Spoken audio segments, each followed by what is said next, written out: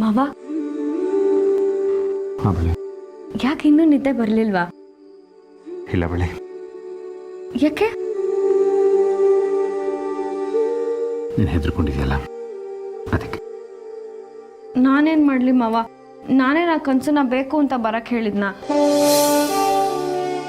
ಕೆಟ್ಟ ಕನಸು ಬಿದ್ದಿದ್ದು ಒಳ್ಳೇದಾಯ್ತು ಬಿಡು.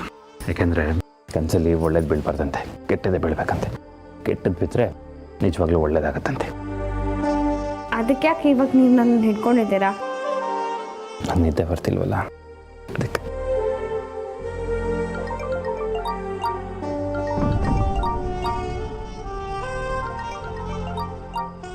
ಇಷ್ಟೊತ್ತಲ್ಲಿ ಯಾರು ಫೋನ್ ಮಾಡ್ತಿದ್ದಾರೆ?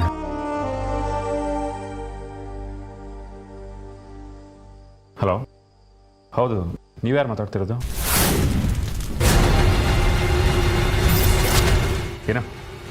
ಏನು ಹೇಳ್ತಿದ್ದೀರಾ ನೀವು? ನೀವ್ಯಾರು ಮಾತಾಡ್ತಿರೋದು?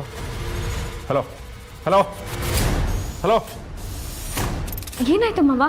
ಯಾಕೆ ಗಾಬರಿಲಿದ್ದೀರಾ? ರೈಸ್ ಮಿಲ್ಲಿಗೆ ಬೆಂಕಿ ಬಿದ್ದಿದೆಯಂತೆ. ಅಯ್ಯೋ ದೇವ್ರೆ! ಷಣ್ಮುಗ ಷಣ್ಮುಗ ಷಣ್ಮುಗ ಮುತ್ತು, ಷಣ್ಮುಗ, ಇವತ್ತು ಮಿಲ್ಲಲ್ಲಿ ಯಾರೋ ಇದ್ರು. ಯಾರೋ ಫೋನ್ ಮಾಡಿ ಬೆಂಕಿ ಬಿದ್ದಿದೆ ಅಂತ ಹೇಳಿದ್ರು. ನಮಗೂ ಫೋನ್ ಬಂದಿತ್ತು ರೈಸ್ ಮಿಲ್ಗೆ ಬೆಂಕಿ ಬಿದ್ದಿದೆ ಅಂತ. ಹೌದು ಅಣ್ಣ, ತಕ್ಷಣ ಬಂದ್ರೆ ಸ್ವಲ್ಪ ಆದ್ರೂ ಉಳಿಯುತ್ತೆ, ಇಲ್ಲಾಂದ್ರೆ ಎಲ್ಲ ಸುಟ್ಟು ಭಸ್ಮ ಆಗತ್ತೆ ಅಂತಿದ್ರು. ಇವತ್ತು ಇನ್ಚಾರ್ಜ್ ಯಾರೋ? ಭಾಸ್ಕರಣ್ಣ. ಇಬ್ರು ಸೆಕ್ಯೂರಿಟಿ 3 ಜನ ವರ್ಕರ್ಸ್ ಇದ್ದಾರೆ. ಮೊದಲು ಅವ್ರಿಗೆ ಫೋನ್ ಮಾಡು. ಒಂದು ನಿಮಿಷ.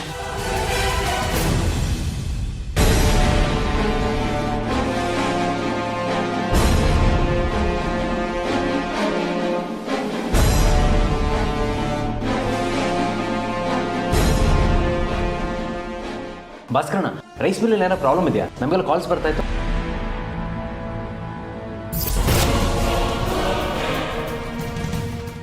ಸರಿ ಸರಿ ಸರಿ ಮುದ್ದು, ನೀನ್ ಬಾ ಬಾ ಬಾ.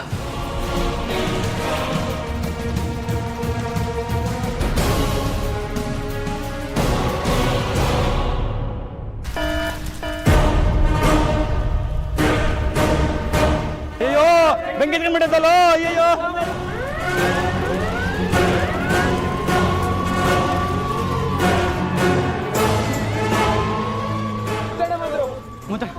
ಮುತ್ತಣ ಮುತ್ತಣ, ಬೆಂಕಿ ಎತ್ತಿದೆ ಮುತ್ತಣ. ಬೆಂಕಿ, ಷಣ್ಮುಗಣ ಷಣ್ಮುಗಣ, ಬೆಂಕಿ ಮುತ್ತು, ಷಣ್ಮುಗಣ ಬೆಂಕಿ ಅಣ್ಣ, ಬೆಂಕಿ ಅಣ್ಣ. ಅಯ್ಯೋ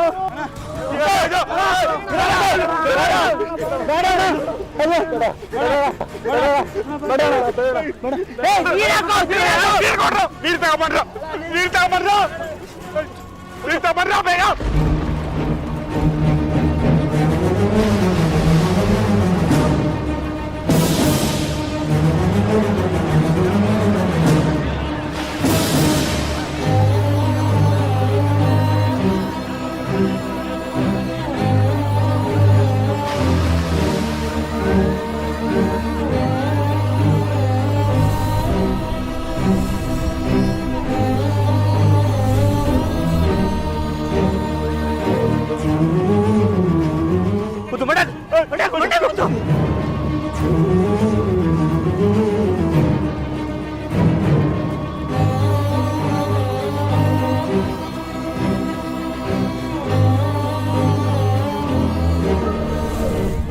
ಸುಟ್ಟೋಗ್ತಾ ಇದ್ದಾರೆ ಕಣೋ.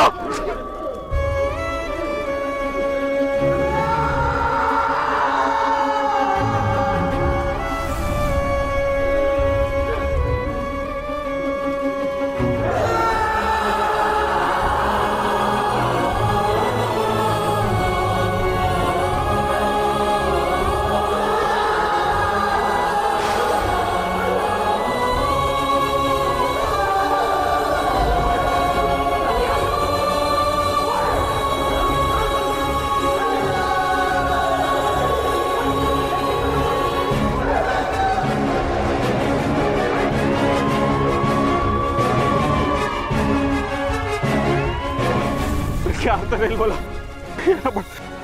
ಎಲ್ಲ ಸುಟ್ಟೋಗ್ತಾ ಇದೆಯಲ್ಲ, ಅಕ್ಕಿ ಮುಟ್ಟೆಗಳೆಲ್ಲ ಸುಟ್ಟು ಕರಗ್ಲಾಗ್ತಿದೆಯಲ್ಲ ಷಣ್ಮುಗ.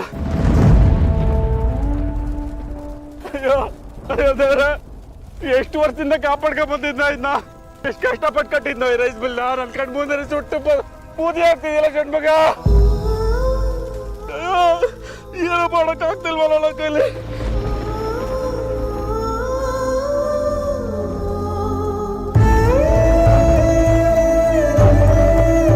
ಇದೇ ದೇವರು ಅಂತ ಪೂಜೆ ಮಾಡ್ತಿದ್ವಲ್ಲ, ಆ ದೇವರೇ ಎಲ್ಲಾನು ಕಿತ್ಕೊಂಡ್ಬಿಟ್ಟಲ್ಲ, ಎಲ್ಲಾನು ಕಿತ್ಕೊಂಡ್ಬಿಟ್ಟ. ಮುತ್ತು ಮುತ್ತು ಮುತ್ತು ಇನ್ಶೂರೆನ್ಸ್. ಅಯ್ಯೋ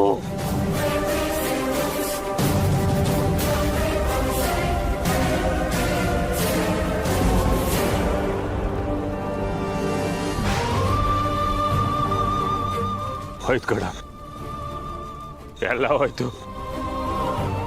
ಮತ್ತೆ ಈ ಮುತ್ತು ಎದ್ದೇಳಕ್ಕಾಗಲ್ಲ ಕಣ, ಎದ್ದೇಳಲ್ಲ.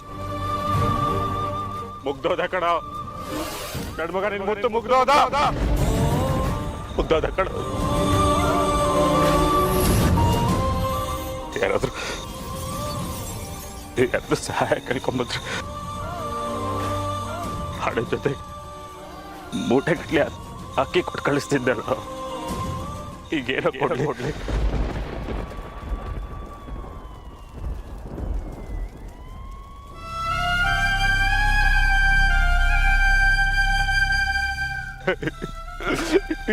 ರೈಸ್ ಮಿಲ್ ಒಂದೊಂದು ಇಡ್ಕೆಗೂ ಎಷ್ಟು ಕಷ್ಟಪಟ್ಟಿದ್ದೀನಿ ಗೊತ್ತೇ, ಒಂದೊಂದು ಇಡ್ಕೆಗೂ ಎಷ್ಟು ಕಷ್ಟಪಟ್ಟಿದ್ದೀನಿ. ಅಯ್ಯೋ ಅಯ್ಯೋ ಮುತ್ತಣ್ಣ, ಒಂದು ಮೂಟೆ ನಿಲ್ಲಣ್ಣ, ಯಾರಕ್ಕೆ ಶಾಪನೋ ಎಲ್ಲ ಕರ್ಕ್ಲಾ ಹೋಗ್ಬಿಟ್ಟೋಣ.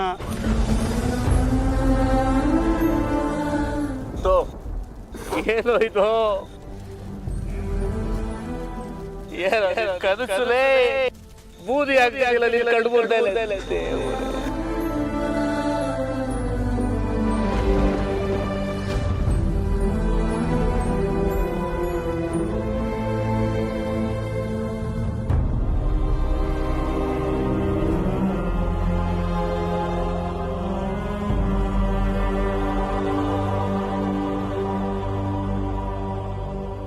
ರೈಸ್ ಮಿಲ್ ಏನು ತುಂಬ ದೂರ ಇಲ್ಲ. ಮುತ್ತು ಷಣ್ಮುಗ ಹೋಗಿ ಆಗಲೇ 1 ಗಂಟೆ ಕಾಲ ಆಯಿತು. ಯಾವ ಸುದ್ದಿನೂ ಬರಲಿಲ್ಲ. ಶರ್ಮಿಳಾ, ಮುತ್ತುಗೊಂದ್ಸಲ ಫೋನ್ ಮಾಡಿ ಕೇಳಿ ನೋಡು. ಸರಿ ಅಮ್ಮ.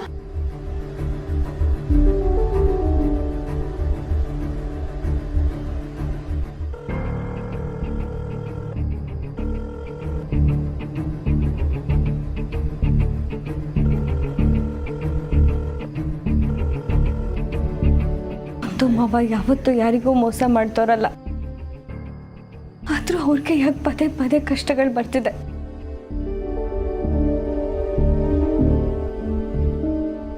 ಬೆಳ್ಳಿ, ಒಂದು ಕಲ್ಲು ಶಿಲೆ ಆಗ್ಬೇಕು ಅಂದ್ರೆ ಅದಕ್ಕೆ 100 ಪೆಟ್ಟು ಬೇಕು. ಮುತ್ತುನು ಹಾಗೆ ಇದೇ ತರ ಗಂಡಾಂತರಗಳನ್ನ ಎದುರಿಸಿ ಅವನು ಗಟ್ಟಿ ಮನುಷ್ಯ ಆಗ್ತಾನೆ. ನೀನೇನು ಹೆದರ್ಕೋಬೇಡ, ಧೈರ್ಯವಾಗಿರು.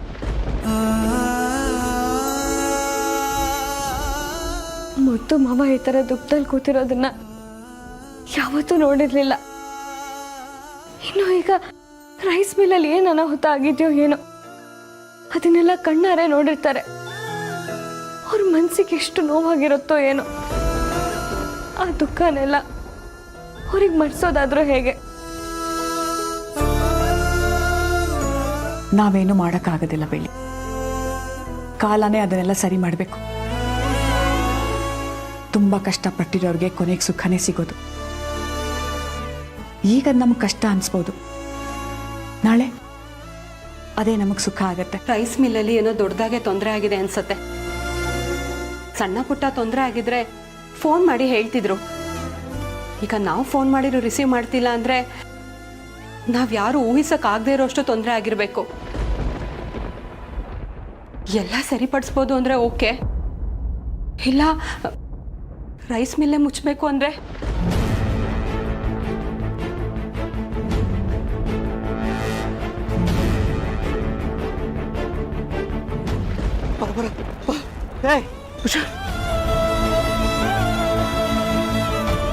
ವೀರೇಶ್ ಕುಮಾರ್ ಕರ್ಕಲಾಗ್ಬಿಟ್ಟಿದ್ರು ಕಣ. ಇನ್ನೊಂದು 5-6 ಜನ ಗಾಯ ಆಗ್ಬಿಡಿ, ಸೀರಿಯಸ್. ಸತ್ಯ ಹೋಗಿದಾರಣ್ಣ, ಅವರಿಬ್ರು ಹೋಗ್ಬಿಟ್ರು ಕಣ. ಸತ್ತೇ ಹೋಗಿದ್ದಾರೆ ಬೇಡ ಅಣ್ಣ. ಪಾಪ ಅವ್ರ ಮನೆಯವ್ರ ಗತಿ ಏನು ಏನ್ ಮಾಡ್ತಾರೆ? ರವಿ ನಾನಿದ್ದೀನ, ನಾನು ಹೇಳ ಸರಿ ಮಾಡ್ತೀನಿ. ದುಡ್ಡು ಹೋಗ.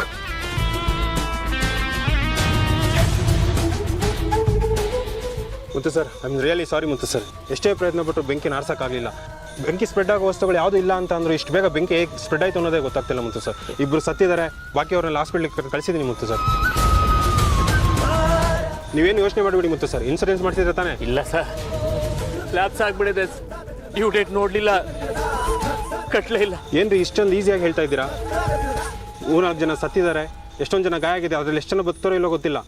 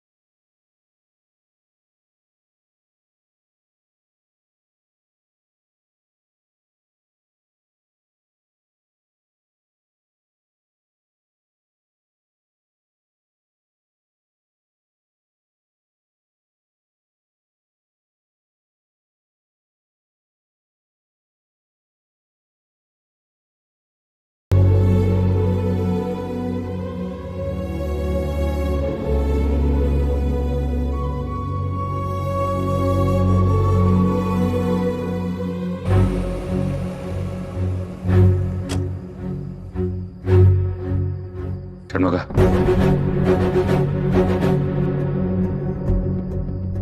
ರೈಸ್ ಮಿಲ್ ಪೂರ್ತಿಯಾಗಿ ಸುಟ್ಟು ಹೋಗಿದೆ ಅಂತ ಮನೇಲಿ ಹೇಳೋದು ಬೇಡ.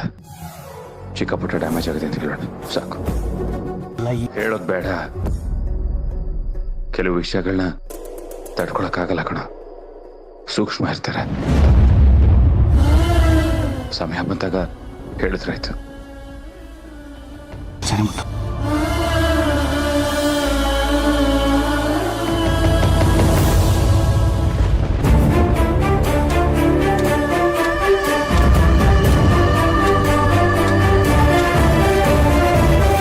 ಅಮ್ಮ, ಅಣ್ಣ ಬಂದ.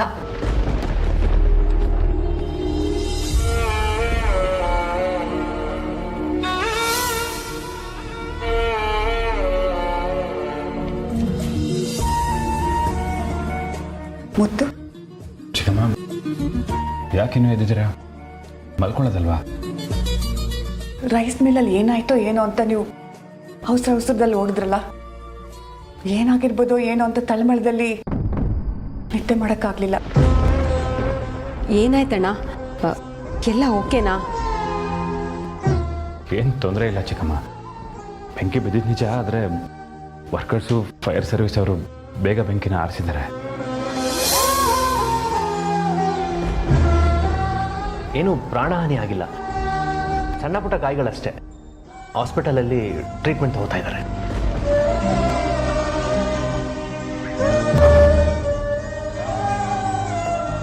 ನಾಳೆಯಿಂದನೇ ಕೆಲಸ ಶುರು ಮಾಡ್ಬೋದಂತೆ. ಏನೂ ತೊಂದರೆ ಇಲ್ಲ ಚಿಕ್ಕಮ್ಮ, ನೀವೇ ತಲೆ ಕೆಡ್ಸ್ಕೊಂಬಿಡಿ. ಹೋಗಿ ಮಲ್ಕೊಳ್ಳಿ ನೀವು. ಫೋನ್ ಬಂದಿದ್ದು ನೋಡಿದ್ರೆ ಇಡೀ ರೈಸ್ ಮಿಲ್ಲೇ ಸುಟ್ಟೋಯ್ತು ಅನ್ಕೊಂಡ್ಬಿಟ್ಟಿದ್ದೆ. ಸದ್ಯ ಏನು ತೊಂದರೆ ಆಗಿಲ್ವಲ್ಲ? ಇಲಿ ಹೋಯ್ತು ಅಂದರೆ ಹುಲಿನೇ ಹೋಯ್ತು ಅಂತಾರೆ ಜನ. ಸ್ವಲ್ಪ ಬೆಂಕಿ ಹತ್ಕೊಂಡ್ರೆ ಸಾಕು, ಇಡೀ ಊರೇ ಹೊತ್ಕೊಂಡು ಹುರಿತಿದೆ ಅಂತ ಹೇಳ್ತಾರೆ. ಸತ್ಯ, ನಮಗೆ ಯಾವ ನಷ್ಟನೂ ಆಗಲಿಲ್ವಲ್ಲ, ಅದೇ ಒಂದು ದೊಡ್ಡ ಸಂತೋಷ. ಎಲ್ಲ ದೇವ್ರ ದಯೆ. ಇನ್ಶೂರೆನ್ಸು ರಿನಿವಲ್ ಆಗಿಲ್ಲ ಅಂತ ಬೆಳ್ಳಿ ಹೇಳ್ತಿದ್ಲು. ನಷ್ಟ ಏನಾದರೂ ಆಗಿದ್ರೆ ಅದನ್ನು ವಾಪಸ್ ಪಡ್ಕೊಳ್ಳೋಕ್ಕೆ ಆಗ್ತಿರ್ಲಿಲ್ಲ ಅಂತ ಟೆನ್ಷನ್ ಆಗಿಬಿಟ್ಟಿತ್ತು. ಏನೂ ಆಗಿಲ್ವಲ್ಲ?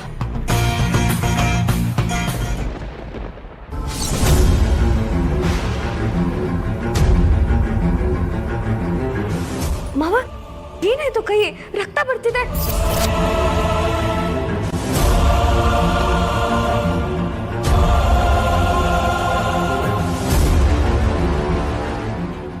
ಏನಾಯ್ತು? ಚಿಕ್ಕಮ್ಮ ಏನೋ ಎತ್ತಿಡ್ಬೇಕಾದ್ರೆ ಆಗಿರಬೇಕು. ಏನು ನೋವಾಗ್ತಿಲ್ಲ ಬಿಡಿ.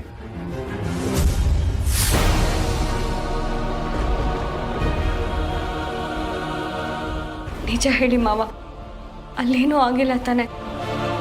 ಅಥವಾ ಏನಾದರೂ ಅನಾಹುತ ಆಗಿ ನಮ್ಗೆ ಯಾರಿಗೂ ಹೇಳ್ಬಾರ್ದು ಅಂತ ಮುಚ್ಚಿಡ್ತಿದ್ದೀರಾ? ಏನು ಮಾತಾಡ್ತಾ ಇದೆಯಾ ಬೆಳ್ಳಿ? ನಮ್ಮಿಂದ ಯಾಕೆ ಮುಚ್ಚಿಡ್ತಾರೆ? ಏನೂ ಆಗಿಲ್ಲ ಅಂತ ಹೇಳ್ತಿದ್ದಾನಲ್ಲ, ಮತ್ತೆ ಯಾಕೆ ಪ್ರಶ್ನೆ ಮಾಡ್ತೀಯಾ?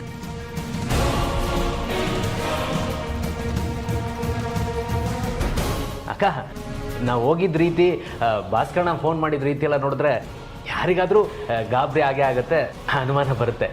ಬೆಳಿ ಆ ಥರ ಏನೂ ಆಗಿಲ್ಲ ಬೆಳಿ, ಎಲ್ಲ ಕರೆಕ್ಟಾಗೇ ಇದೆ. ಮಾವ, ನನ್ನ ತಲೆ ಮೇಲೆ ಪ್ರಮಾಣ ಮಾಡಿ ಹೇಳಿ, ರೈಸ್ ಮಿಲ್ಲಲ್ಲಿ ಏನೂ ತೊಂದರೆ ಆಗಲಿಲ್ವಾ? ನಾಳೆಯಿಂದ ಮತ್ತೆ ರೈಸ್ ಮಿಲ್ನ ಶುರು ಮಾಡ್ಬೋದಾ? ಸುಮ್ಮನೆ ಯಾಕೆ ಅನುಮಾನ ಪಡ್ತೀಯ ಬೆಳ್ಳಿ?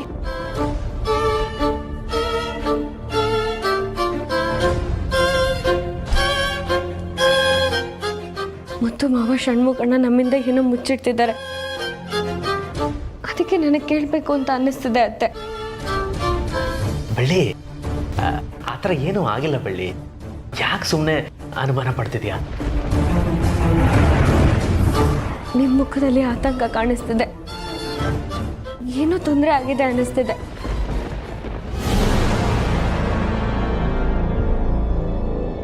ನನ್ನ ಮೇಲೆ ಪ್ರಮಾಣ ಮಾಡಿ ಹೇಳಿ ಮಾವ, ಅಲ್ಲೇನು ತೊಂದರೆ ಆಗಿಲ್ಲ ಅಂತ. ಬೆಳ್ಳಿ, ನಿನ್ನ ಮೇಲೆ ಕೈ ಇಟ್ಟು ಸುಳ್ಳು ಹೇಗೆ ಹೇಳಬೇಕಾಗತ್ತೆ ಬೆಳ್ಳಿ? ನಮ್ಮ ರೈಸ್ ಮೇಲೆ ಪೂರ್ತಿಯಾಗಿ ಸುಟ್ಟೋಗಿದೆ ಬೆಳ್ಳಿ.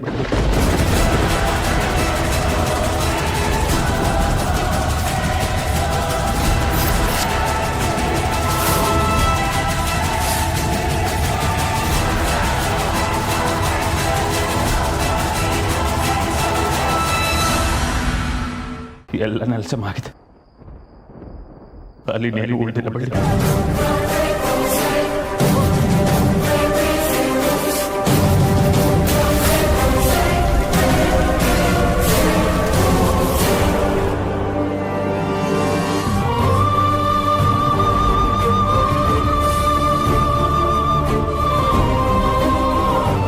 ಬೆಳ್ಳಿ, ನಮಗೆ ಇನ್ಶೂರೆನ್ಸ್ ಕೂಡ ವಾಪಸ್ ಬರಲ್ಲ.